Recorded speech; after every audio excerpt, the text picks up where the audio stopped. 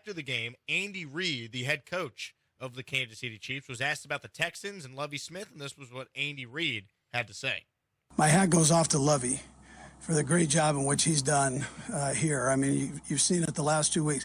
It's a hard job, and it takes time as a head coach. And Lovie, my word of advice is just give him time. He's a tremendous football coach. I've had a chance to compete against him for a number of years, and just rock solid football team. So you hear that from Andy Reid, Cody, and does that convince you? Should Lovie Smith get another year? Because the Texans have played hard the last 2 games against the Cowboys and Chiefs. Now, what I'm about to tell you, I want to put in the proper context, because it's not how I feel. I'm just telling you what's going to occur.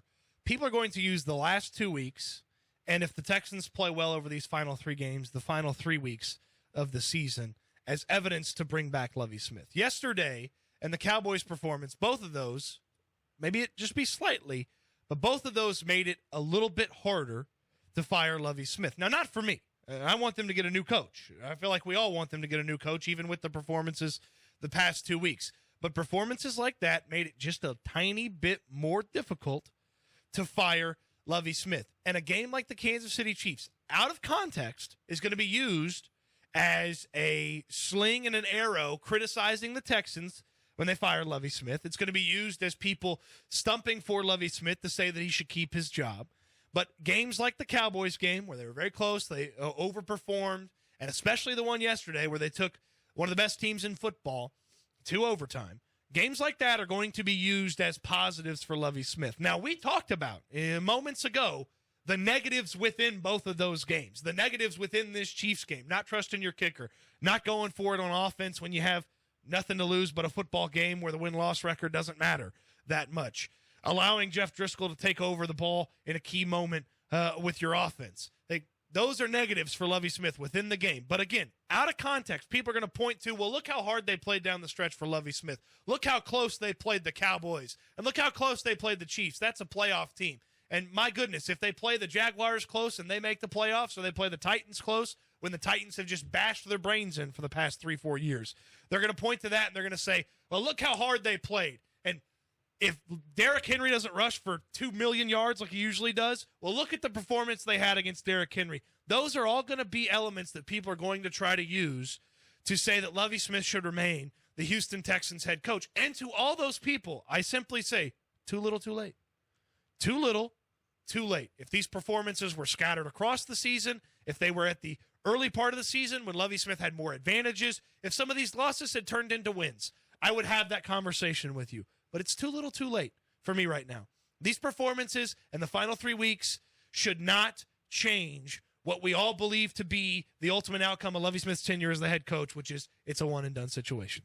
JoJo Stootsy over there. Too little, too late. You guys remember that song? I do not. That's a childhood anthem for me. Can you sing it for us, for those who don't know? Nah, I got some allergies. My voice doesn't sound good. I don't want to let the people down. They deserve my best, and I don't have it at the moment.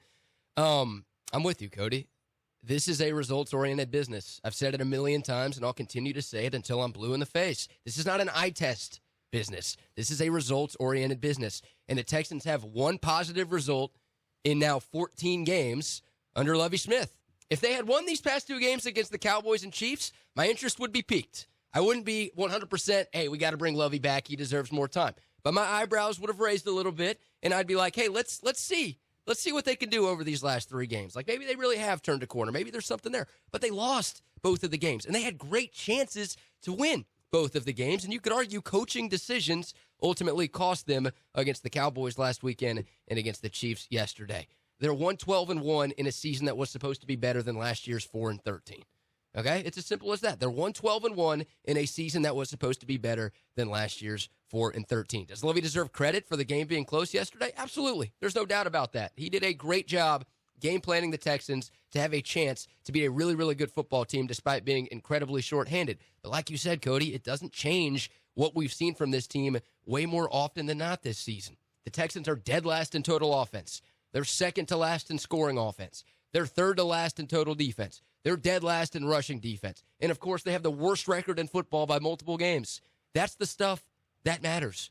And ultimately, we're talking about giving Lovie time. Whether you like the Lovie hire or not, I think everybody agreed he's not the long-term answer.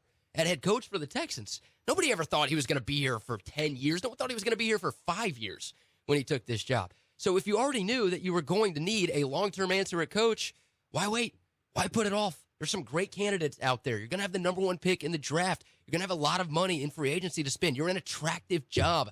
Why wait with a coach who hasn't been good enough just to push off the inevitable? You're ultimately going to need to make the change. Yeah, the 2 games the last 2 weeks were close, but they're 2 losses.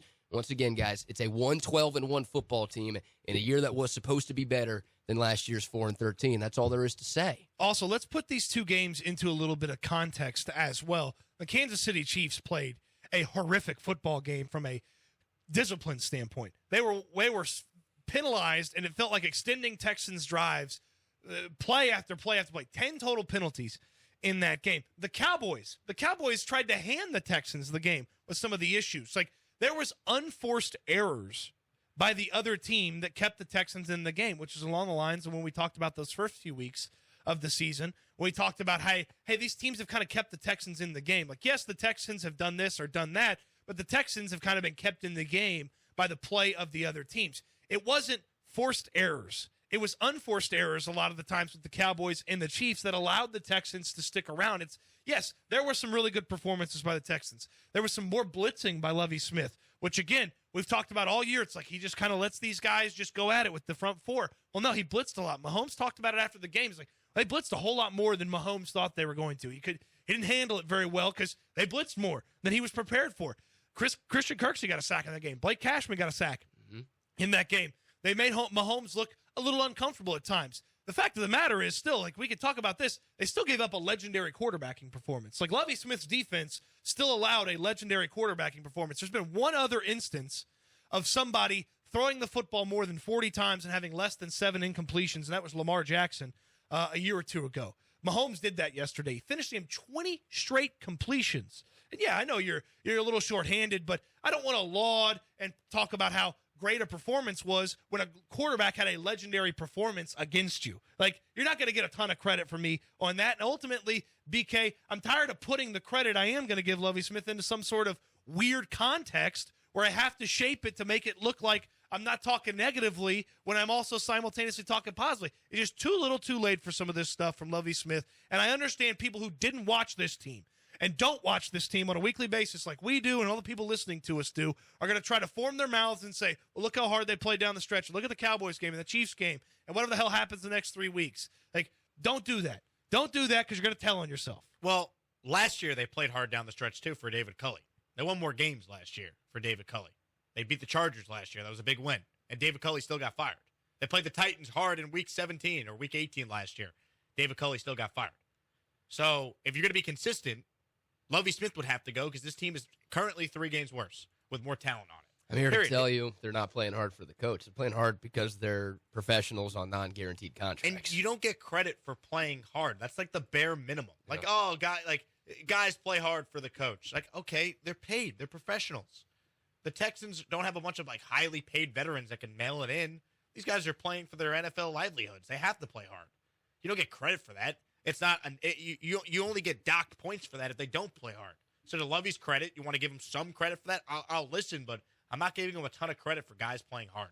That's like the laziest analysis you could have when you talk about professional athletes here. They did this last year, and they won more games last year, and they still fired the head coach. So if you're going to be consistent, what has Lovie Smith done to earn a third year or earn a second year as a head coach, third year on the coaching staff, when you have the first pick in the draft, potentially another top 15 pick, and you have a salary cap space when you need to show significant improvement? What has he done to make you feel comfortable he should be the guy that should oversee one of the most important decisions the Texans franchise will ever make with what quarterback they select first overall? That's where the crickets come in. What has he done? He hadn't done it. He hadn't done it. So don't use these 2 games, don't use these overachieving performances late in the year as a big positive for Lovie Smith. It's too little, too late for Lovie Smith.